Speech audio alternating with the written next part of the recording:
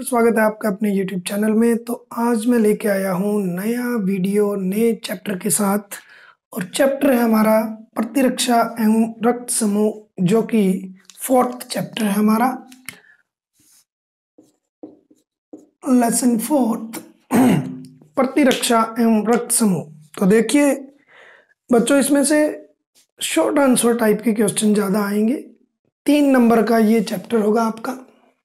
तो स्टार्ट करते हैं। देखिए, प्रतिरक्षा यानी कि इम्यूनिटी किसे कहा जाता है। तो स्टूडेंट देखिए कि हमें हर रोज प्रतिदिन रोगाणु, विषाणु, कृमि, प्रोटोजोआ, धूल, कण, इन सब का सामना करना पड़ता है, लेकिन फिर भी हम रोगग्रस्त नहीं होते। इसका कारण है कि हमारे शरीर में कुछ तो ऐसा है जो हमें इन कृमि, विषाणु, रोगाणुओं से बचाता है। यानी कि देखिए कि मान लो हमारा ये शरीर है और डेली हमें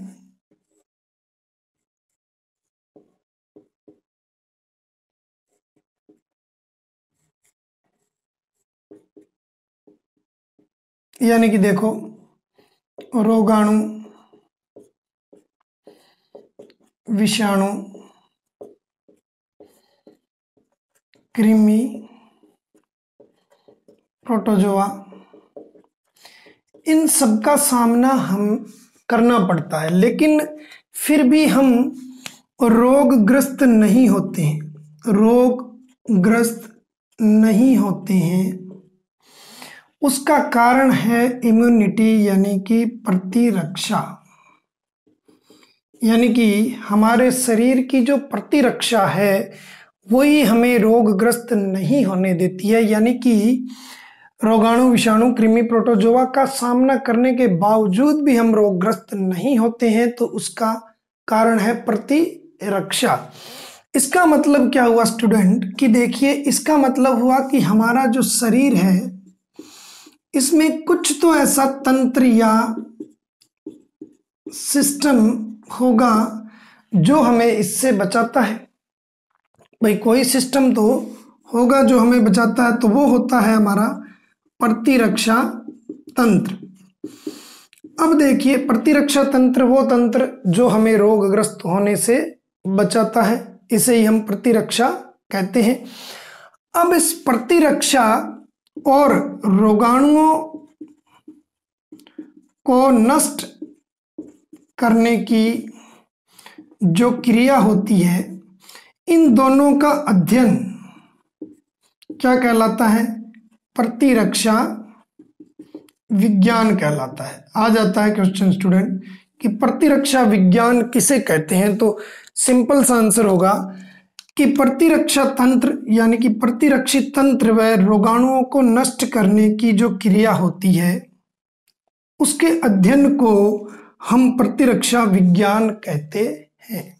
क्लियर होगी बात?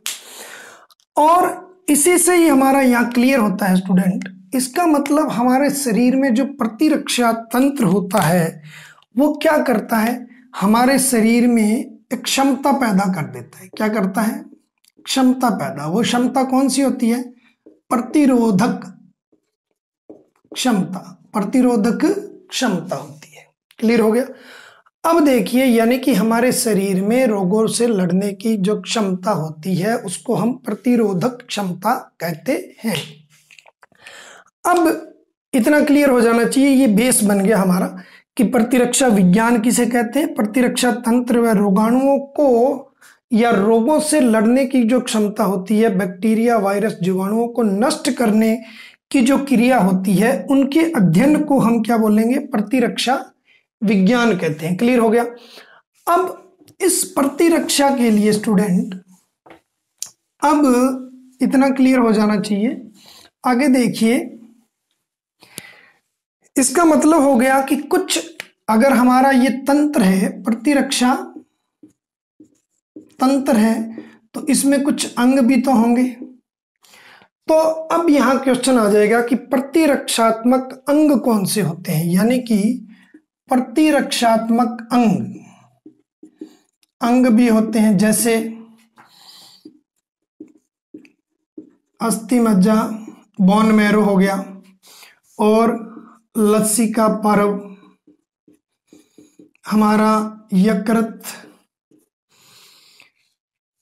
हो गया स्टूडेंट, लसिका, और एक होता है थाइमस। अगर आ जाए कि निम्न में से किसमें रोगाणुओं से लड़ने वाली कोशिकाएं पाई जाती है, तो यहाँ क्वेश्चन है अस्थि मज्जा, लसिका पर्व और यकृत और थाइमस। यानी कि इसमें लसिका और रक्त का विशेष रोल होता है। अब लसिका क्या होती है स्टूडेंट, इस पे क्वेश्चन आएगा स्टूडेंट। अस्थि मज्जा, लसिका पर्व, यकृत और अवाशय थाइमस, इस पे बता दूंगा मैं। देखिए लसिका, तो लसिका सिंपल आपको लिखना ही है वहां केवल, लेकिन आना चाहिए कि हमारा जो रक्त का प्लाज्मा होता है उसके अंदर आरबीसी, डब्ल्यूबीसी और प्लेटलेट्स होती है। क्लियर हो गया, जो हमारा रक्त होता है उसमें। अब जो लसिका जो होती है ये हमारी रक्त केशिका है, मान लो, इसमें से क्या होगा, आरबीसी, डब्ल्यूबीसी और प्लेटलेट्स होती है। इसमें से डब्ल्यूबीसी विसरण क्रिया द्वारा बाहर आ जाएगी, यानी कि विसरण से डब्ल्यूबीसी बाहर आ जाएगी, और यही डब्ल्यूबीसी जब बाहर आ जाएगी तो हम उसको बोलते हैं लसिका। यानी कि ये एक रंगहीन पदार्थ होता है। क्या होता है, रंगहीन पदार्थ। क्योंकि रंगहीन कैसे होगा, आरबीसी जब निकल जाएगी तो ये रंगहीन होगा।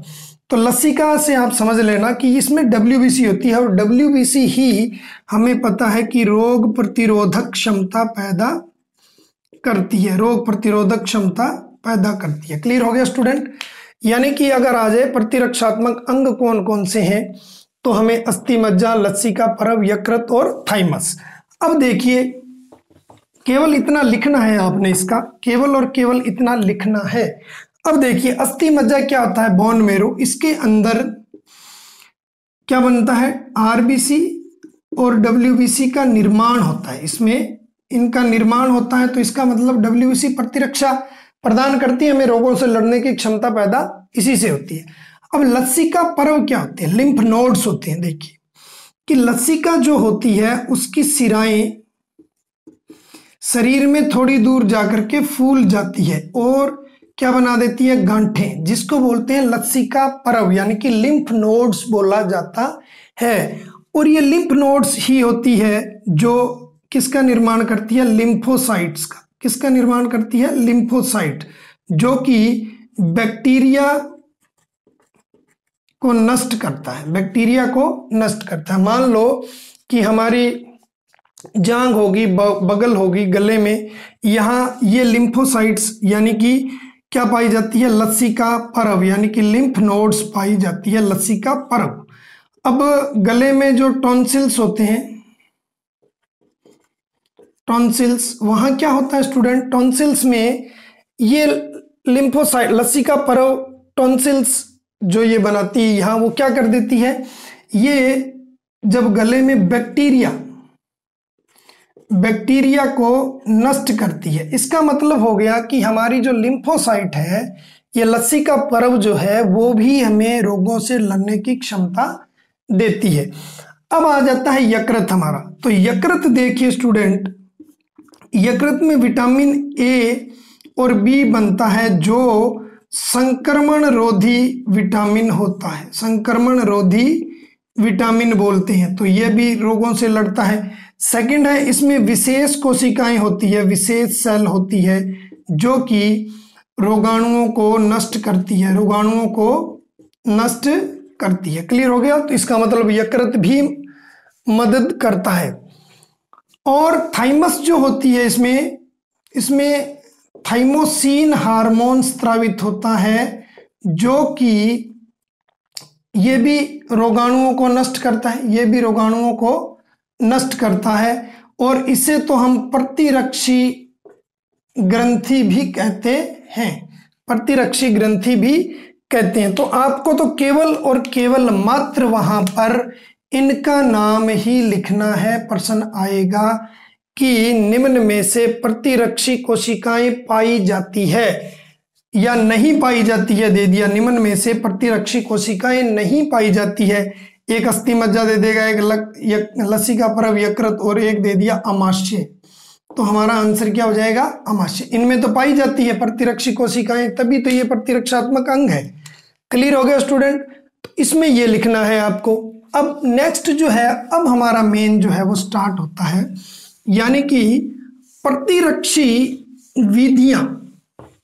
प्रतिरक्षी विधियां, प्रतिरक्षक जो हमारी प्रतिरक्षक क्षमता होती है उसके लिए हमारे शरीर में प्रतिरक्षी विधियां पाई जाती है। प्रतिरक्षी विधियां में अब आ जाएगा क्वेश्चन कि शरीर में कितने प्रकार की प्रतिरक्षी विधियां पाई जाती है? तो होगा 2 प्रकार की। कौन कौन सी होती है? नंबर 1 स्वाभाविक प्रतिरक्षी विधि, और सेकंड करना है स्टूडेंट, एक तो हो गया स्वाभाविक प्रतिरक्षी विधि और दूसरा हो जाएगा स्टूडेंट उपार्जित या अडेप्टिव, जिसको बोलते हैं उपार्जित प्रतिरक्षी विधि। यानी कि ये अडेप्टिव होती है, ये इनेट defence mechanism and adaptive defence mechanism बोला जाता है। अब देखिए आगे क्वेश्चन सिंपल दे देगा, प्रतिरक्षी विधियां कितने प्रकार की होती है? 2 प्रकार की होती है, स्वाभाविक और उपार्जित। अब फर्स्ट करते हैं हम स्वाभाविक। अब आ जाता है स्वाभाविक प्रतिरक्षी विधि। अब देखो शॉर्ट नोट दे देगा कि स्वाभाविक प्रतिरक्षी विधि किसे कहते हैं, इसका वर्णन करो। तो देखो स्वाभाविक प्रतिरक्षी विधि को ये हमारे शरीर में जन्मजात, इसको जन्मजात प्रतिरक्षी विधि भी कहा जाता है, क्योंकि ये जन्म से ही हमारे शरीर में सिस्टम ऐसा होता है। जन्मजात प्रतिरक्षी विधि भी कहा जाता है इसको, क्योंकि ये स्वाभाविक प्रतिरक्षी विधि जो होती है हमारे शरीर में स्वभाव से ही होती है, जन्म से ही होती है, जो हमें रोगाणुओं से या रोगों से लड़ने की क्षमता देती है। इसको हम बोलते हैं सामान्य या प्राकृतिक प्रतिरक्षी विधि भी कहते हैं। क्या कहते हैं इसको? जन्मजात, सामान्य या प्राकृतिक प्रतिरक्षी विधि, नेचुरल होती है ये हमारी। अब देखिए कि अब प्रश्न आ जाए, इसको सामान्य क्यों कहते हैं, सामान्य क्यों कहा जाता है? तो देखिए सामान्य इसको इसलिए कहा जाता है कि स्टूडेंट विशेष रोगाणुओं से, क्योंकि मान लो ये हमारा शरीर है, इधर से रोगाणु आ रहे हैं, मान लो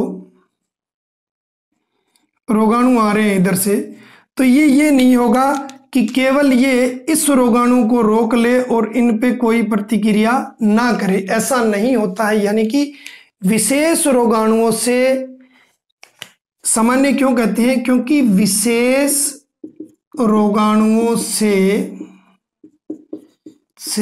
विशिष्ट सुरक्षा प्रदान नहीं करती, बल्कि सभी रोगाणुओं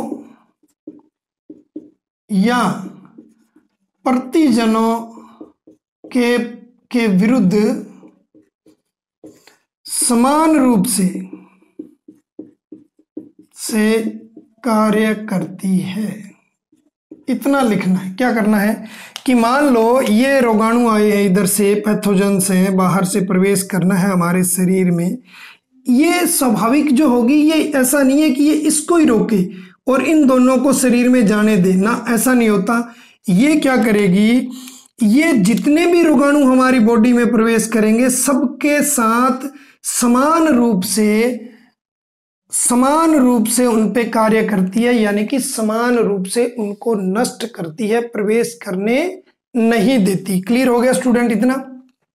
अब देखिए ये आगे क्या है कि इस स्वाभाविक प्रतिरक्षी विधि में कुछ कारक कार्य करते हैं, कुछ कारक कार्य करते हैं, यानी कि कुछ इसमें अवरोधक होते हैं, बैरियर्स होते हैं।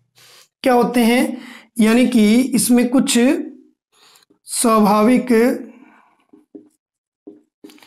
प्रतिरक्षी विधि में निम्न कारक सहायक होते हैं, यानी कि कुछ बैरियर्स होते हैं, अवरोध होते हैं जो कि जाने से रोकते हैं।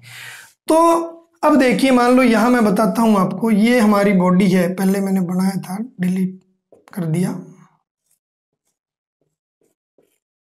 मान लो ये हमारी ह्यूमन बॉडी है,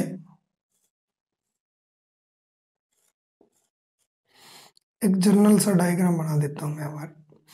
अब देखिए, ये जो स्वाभाविक प्रतिरक्षा विधि है ना स्टूडेंट, ये क्या करेगी? ये सबसे पहले जो है वो रोगाणुओं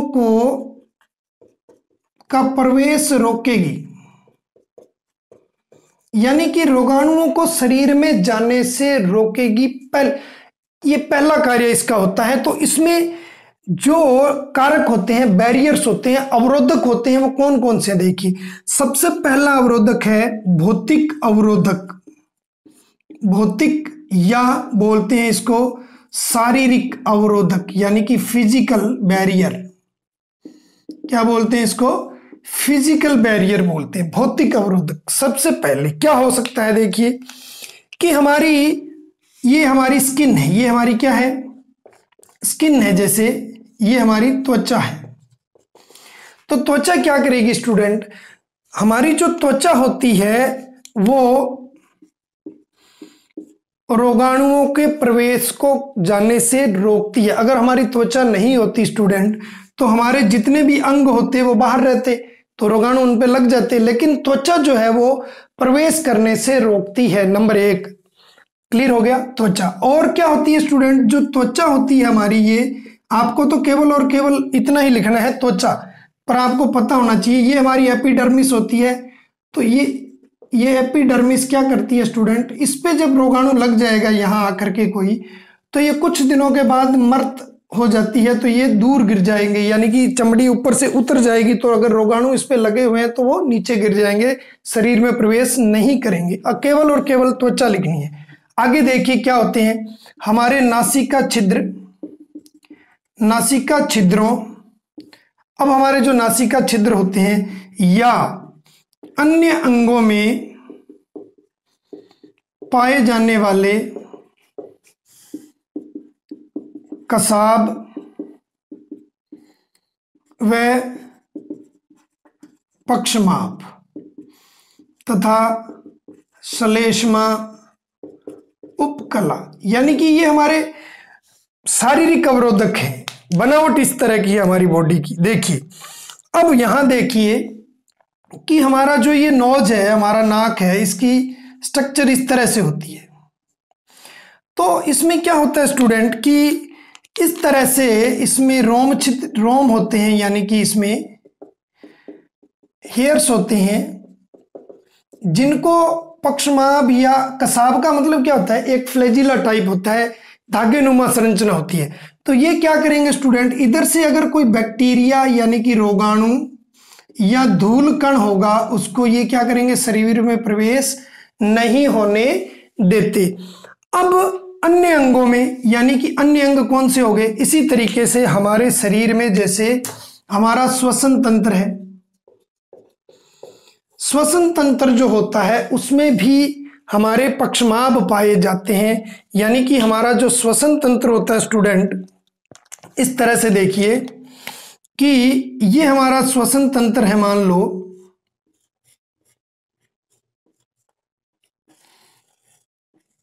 ये हमारे लंग्स हैं, तो इसके अंदर यहां जो है वो इस तरह से ऊपर की तरफ पक्षमाभ पाए जाते हैं और जो ऊपर की तरफ क्रिया करते हैं। अगर यहां कोई कीटाणु या कोई डस्ट पार्टिकल जो भी हमारे श्वसन तंत्र में चला जाता है तो वो ऊपर की तरफ क्रिया करेंगे।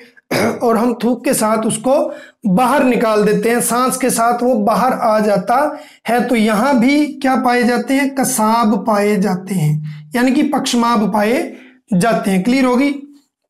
और ऐसे ही हमारा मूत्र जो होता है, मार्ग होता है, उसमें पाए जाते हैं। तो ये रोगाणुओं को अंदर जाने से रोकते हैं कसाब व पक्षमाभ। क्लियर हो जाना चाहिए स्टूडेंट। अब है श्लेष्मा उपकला, यानी कि म्यूकस मेम्ब्रेन होती है, ये चिकना पदार्थ होता है। देखिए यहाँ नाक में भी हमारे यहाँ जो होता है वो चिकना पदार्थ स्रावित होता है, जिसपे अगर यहाँ से बैक्टीरिया या धूल के कण जाएंगे तो वो यहाँ चिपक जाएंगे। इसी तरीके से हमारे जो श्वसन तंत्र होता है वहां पे भी म्यूकस मेम्ब्रेन पाई जाती है, जिसपे कि अगर बाहर से कोई धूल कण या कोई कीटाणु या रोगाणु जाएगा पैथोजन, वो यहाँ चिपक जाता है।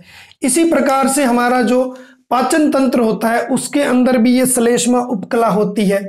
कुल मिलाकर के भौतिक अवरोधक में आपने वहां इतना ही पूछा जाएगा कि हमारे शरीर में भौतिक अवरोधक कौन कौन से होते हैं। तो त्वचा, नासिका छिद्र या अन्य अंगों में पाए जाने वाले कसाब, पक्षमाभ तथा श्लेष्मा उपकला। क्लियर हो जाना चाहिए स्टूडेंट। अब सेकंड आ जाता है स्टूडेंट रासायनिक अवरोधक।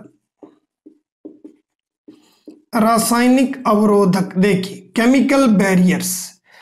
अब देखो कि हमारा जो स्टूडेंट पाचन तंत्र होता है, हमारे पाचन तंत्र के अंदर इस तरह से अमाशय पाया जाता है। क्या पाया जाता है, अमाशय। और उसके अंदर हाइड्रोक्लोरिक एसिड HCl स्रावित होता है। क्या होता है, HCl। हाइड्रोक्लोरिक जब स्रावित होगा तो होगा क्या, ये इस सारे अमाशय का माध्यम जो है वो क्या हो जाएगा, अम्लीय हो जाएगा। क्या हो जाएगा, अम्लीय माध्यम हो जाता है, जिससे यहाँ भोजन सड़ने से बचता है। और अगर यहाँ कोई बैक्टीरिया है तो उनको ये क्या कर देता है, नष्ट कर देता है।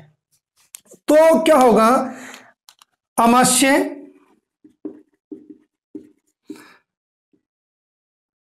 से निकलने वाला अम्ल व योनि का अम्लीय माध्यम, वैजिना में भी क्या होता है, अम्लीय माध्यम होता है, जिससे बैक्टीरिया नष्ट हो जाते हैं। अमाशय से निकल, अब इसी तरीके से क्या होगा कि हमारी जो त्वचा होती है ना स्टूडेंट, जब पसीना आता है तो उसमें जैसे हमारा पसीना है, लार है, पसीना, लार, अश्रु, इसमें भी क्या पाया जाता है, में पाया जाने वाला लाइसोजाइम। इसमें क्या पाया जाएगा, लाइसोजाइम एंजाइम बैक्टीरिया को नष्ट कर देता है। बैक्टीरिया को क्या कर देगा, नष्ट कर देता है। जैसे हमारे आंखों में आंसू आ जाते हैं, पसीना आता है, या लार के अंदर जो लाइसोजाइम पाया जाता है, क्या पाया जाता है, लाइसोजाइम। तो ये क्या करता है स्टूडेंट, ये बैक्टीरिया को नष्ट कर देता है। तो ये हमारे रासायनिक अवरोधक हैं। क्लियर हो गया स्टूडेंट इतना, दो भौतिक अवरोधक और रासायनिक अवरोधक। नेक्स्ट देखिए, अब क्या होता है कि कोशिकीय अवरोधक भी होते हैं हमारे शरीर में। क्या होते हैं, कोशिकीय अवरोधक, सेलुलर बैरियर्स जिसको बोलते हैं, कोशिका अवरोधक। थर्ड पॉइंट होगा इसका, कोशिका अवरोधक।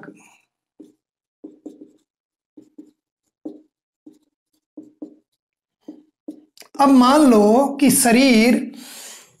अब हमारे शरीर में बैक्टीरिया नाक से भी चला गया, त्वचा को पार करके भी चला गया, और वो अंदर हमारे रक्त के चला जाता है मान लो, तो कोशिकाओं में मिल जाता है। अब वहां क्या होगा कि मान लो कोशिकीय अवरोधक में पहले समझ लो क्या होता है, भक्षण यानी कि भक्षक कोशिकाएं जैसे, या भक्षकाणु कोशिकाएं बोल लो, चाहे भक्षण कोशिकाएं होती है इसमें शरीर,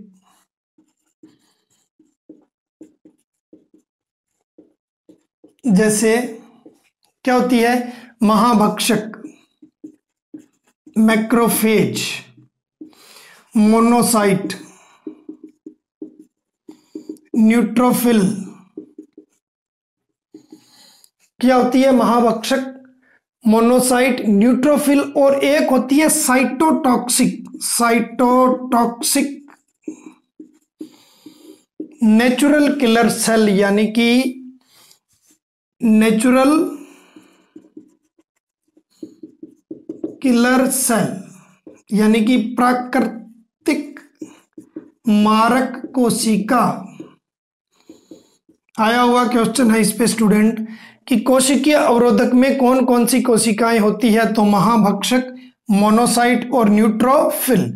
अब क्या होता है स्टूडेंट कि मान लो ये हमारा शरीर है, आपने केवल इतना लिखना है, समझ लो यहां हमारे शरीर में, अब मान लो ये कोई विषाणु या रोगाणु प्रवेश कर गया है इसमें, ठीक है। अब क्या होगा कि हमारे यहां जो कोशिकाएं हैं, भक्षक को या मोनोसाइट जो भी बोल लो, ये कोशिकाएं हैं मान लो, तो इनको तुरंत यहां सूचना मिलती है। तुरंत क्या मिलती है? सूचना। और ये मोनोसाइट सेल्स है, ये हमारे ब्लड के अंदर घूमती रहती है। तो ये क्या करेगी? ये जो महाभक्षक है, ये जो है वो इसका इस तरह से, यहां अगर वायरस होता है तो उसको क्या कर लेती है, ये इसको अपने यहां लेकर के और इसको अंदर कर लेती है और उसका भक्षण कर लेती है। यानी कि ये कोशिकाएं जो होगी वो इनका भक्षण कर लेगी। क्या कर लेगी? इसको खत्म कर देती है। क्लियर होगी बात? और इसी तरीके से नेचुरल किलर सेल है, यानी कि CMI, सेल मीडिएटेड जो क्रिया होती है उसके अंदर हम इसको आगे करेंगे। तो ये आपका हो जाएगा कोशिका अवरोधक, यानी कि जैसे ही प्रवेश करेगा ये कोशिकाएं, न्यूट्रोफिल होगी, मोनोसाइट, न्यूट्रोफिल, या जो नेचुरल किलर सेल है, ये इनका क्या कर लेगी? भक्षण कर लेती है। तो इस तरह से हमें रोगाणुओं से नष्ट करने में ये मदद करती है। क्लियर हो गया? अब देखिए यहां एक चीज और है स्टूडेंट, और चौथा पॉइंट है ज्वर व सूजन। अब देखिए ज्वर व सूजन।